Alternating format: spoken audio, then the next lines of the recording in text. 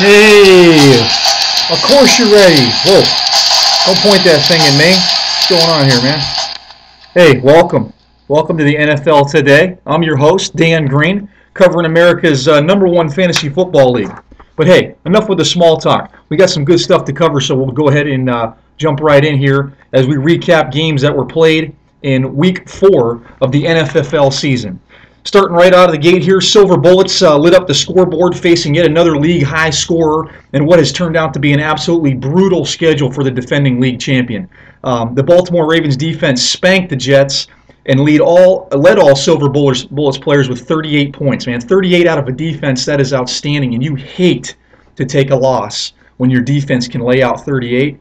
Hell, when you can score 128, you're expecting to win the game on that for sure. But when you run into a juggernaut like Lightning, the only guy, I got to tell you, I say it a lot, but I can't say it enough, the only guy to win this league 3 straight times. It will never happen again. I guarantee you it will never happen again. For those of us that saw it, we salute you there, Palawota. But anyway, 38 points out of that Ravens defense, was top scorer for the Bullets there in Week 4.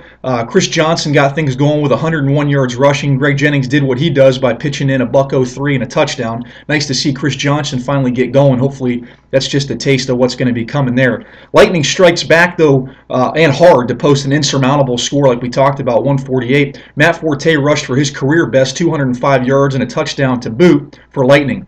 Phillip Rivers gets in on the action with 307 yards passing and a touchdown strike, while Deshaun Jackson hauled in 6 passes for a $171 to make sure that the Silver Bullets would not be getting a win against Lightning this week.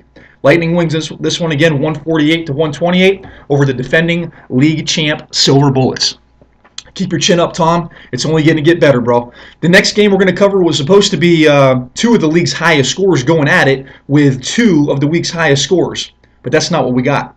Killer Whales took the lead and never looked back, just manhandling the Rattlers all day. And that is no way to treat a lady, Dave, I got to tell you. Killer Whales' favorite player, Aaron Rodgers, posts video game numbers yet again. 408 yards passing, 4 touchdowns, and then he decided to go ahead and run a couple in to add insult to injury. Quite the amazing performance, I'll tell you what. I love watching Aaron Rodgers play, except for when I'm playing against Killer Whales. That guy is unbelievable what he can do with a football. Unstoppable, man. 60 points. Come on, 60 points? You're not going to lose a game when a guy scores 60. Okay, it's just not going to happen. Excuse me. Aaron Rodgers, again, yeah, he went off. We talked about that. For those of you, like we said, to do the math, that's 60 points. That'll help a fantasy team a little bit, right? Larry Fitzgerald and Vincent Jackson, they teamed up to gain 210 receiving yards and to aid in the smooth-sailing win for the Killer Whales. Tom Brady was able to throw for a couple of touchdowns in the game for Linda there in the Rattlers, but like I said earlier, the Rattlers got manhandled. The Killer Whales win and claim the #1 ranking in the league with this debacle. Killer Whales 133, Rattlers 78. I'm sure we all agree that the Killer Whales will probably lose next week and many more times after that. Moving on to the next game there. After starting out 0-3 and being left for dead, the Cannibals emerged victorious by boiling up and devouring the injury-plagued heavy hitters. If losing is a disease, then Hakeem Nicks hasn't been infected by his fellow heavy hitter teammates. Yet. Give him time. Mr. Nicks had 10 catches for 162 yards and a touchdown, registering 32 fantasy points. That was pretty much all the fight that there was in the feather light hitters. The Cannibal resurgence was spurred on by quarterback Tony Romo, passing for 331 yards and 3 touchdown passes, 30 fantasy points, despite the 3 interceptions that he threw in that joke loss to Detroit.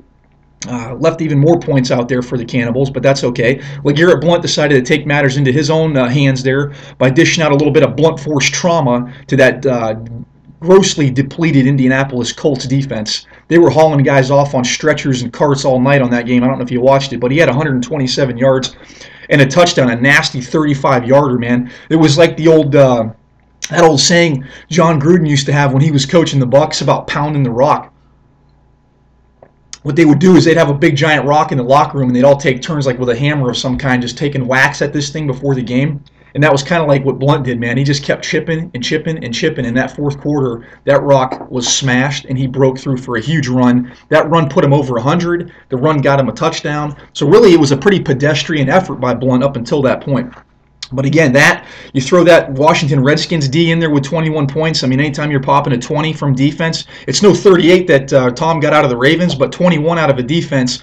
That should pretty much lock up a win for you. Brandon Lloyd showed up. He snatched 8 catches for 136 yards. That was Danimals Cannibals all over the heavy hitters in this one, winning by 55 points, 117-62. Ouch.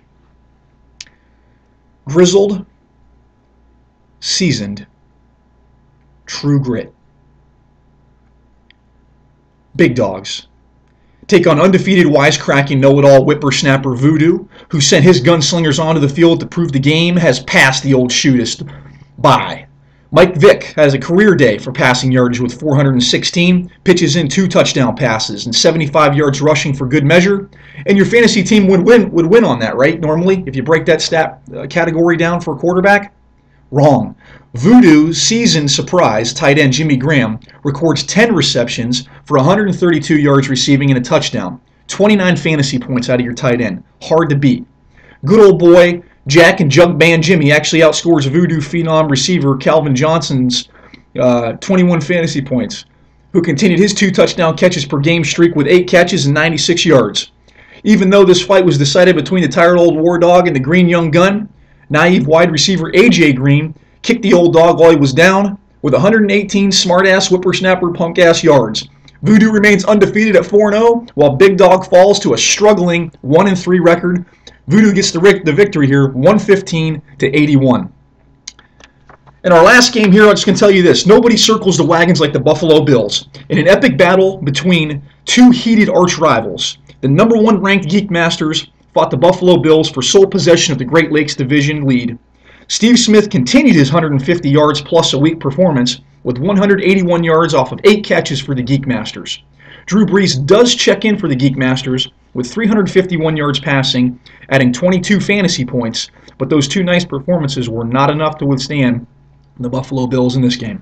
Buffalo Bills wide receiver / juggernaut / borderline little person Wes Welker continues to lead all receivers in the game with a 9-catch, 158-yard, 1 touchdown outing, notching 26 fantasy points. Guy just keeps on putting up numbers, man. Can anybody cover that little scrub-looking dude? I don't know. Mike Turner keeps slowly productively chugging along with 2 touchdowns, with running back Ray Rice able to help with his 130 total yards and a touchdown, as the Buffalo Bills were able to take down the number 1 ranked team in all the land and claim sole possession of the lead in the Great Lakes Division. Buffalo gets the victory 114-101 versus the Geek Masters. Those are the results from the games in Week 4. What we'll talk about now real quick, we'll look at league standings and see what's shaking out in the divisions here. Fight Club division here going into Week 5. We got 2 undefeated teams. Killer Whales at 4-0, Voodoo at 4-0. Killer Whales is second highest scoring team in the league behind only Geek Masters at 513 points scored. Geeks at 519. Back up into the Fight Club division though, again it's Killer Whales and Voodoo at 4-0, and then there's a big, huge chasm where you go down to the Cannibals and the Big Dog at 1-3. Heavy hitters, man, the new guy. Hanging tough. 0-4, season's not over. Many teams have made the playoffs around here at 5-7. You can back your way in at that 6th seed. You got to stay with it. You got to work that waiver. You got to try to make things happen, man. Trade deadline is Week 6, keep in mind, so you have limited time to work the trade angles, but now's the time to do it, especially if you're flailing through the league. You're going to want to try to do whatever you can to make some hay here to solidify a spot in future years. Great Lakes Division, Buffalo and the Geek Masters locked up at the top. We just talked about their game. They're both sitting at 3-1 right now. Lightning's at 2-2. Rattlers and Silver Bullets both at 1-3. So again, a little bit less of a divide in that division. For example, look at Rattlers here, 1-3. Same record as the Cannibals, the Big Dog, and Silver Bullets, but she has scored 460 points. Compared to, Cannibals at 385, Big Dog 311, Silver Bullets at 390. So she's really put up a lot of points. She's just taken on some really, really disgusting point outputs from her competitors, which again, it's nothing other than bad luck. If your team is scoring 115 plus points, you should have a winning record. It's just, you should, but it doesn't always work that way. Hell, we've got guys pulling out wins with 80 points, 77 points. I mean, if you go through the history of the league, it's not rotisserie. It's a crapshoot. So again, you do your best. You watch matchups. You get your best players on the field. And if they do it, great, you win titles, as a matter of fact. If they don't do it, then you don't win, and it is what it is. So those are the standings. If we take a look at what's coming for us here in Week 5, there's some pretty key matchups, actually, when you take a look. As far as the Great Lakes division goes, we've got Buffalo taking on Lightning. Now, Lightning's sitting at 2-2, Buffalo 3-1. Obviously, this game is going to make it could take Lightning up to 3-2, Buffalo to 3-2. Buffalo would still probably have them on points scored, depending on the output here for the week, but still, it would bring things closer together. On the other hand, if Buffalo wins the game, he's going to solidify that division with a stranglehold 4-1 record. Lightning's going to drop down into 2-3. He's going to be in danger of getting caught up to as far as playoff seeding by like the Cannibals or Big Dog. You know, whoever wins that matchup between Cannibals and Big Dog would move to 2-3. And then things start getting a little interesting. Same thing with the Silver Bullets and Rattlers matchup. That's big for that final seed too. They're both coming in at 1-3. So again, one of them moves up into the playoffs possibly. The other one's taking a step way back because you don't want to be sitting at 1-4 when you get this close to the middle of the season. Not that it would be over, but it's just not a good place to be sitting. Geek Masters is taking on Killer Whales. That's a battle of some point-scoring juggernauts right there. Killer Whales is still undefeated, obviously. Geek Masters only got the one loss. So, again, whoever loses is still in great shape. But, you know, if Geek Masters takes another loss, he starts dropping down into the middle of the pack. And then Killer Whales is really solidifying himself for a bye week come playoff time. Not that that's something that any of us really want, because it seems like when you get those bye weeks, more often than not, you find yourself with a pretty quick loss, quick exit from the playoffs. And then that'll pretty much do it for this week, guys. Game stats and some talk about the upcoming matchups. Bye weeks are starting up. Make sure you're paying attention to that. We haven't had a team in this league start a bye week player in a considerable amount of time. I know the commissioner doesn't want to see it start happening, so make sure you stay on top of bye weeks, injuries, and things of that nature. And you do your best and forget the rest, man. I'll check you guys out after the games. I'll try to make sure to have it out by Wednesday, the video that is. So, hey, thanks for your time. Have a good one.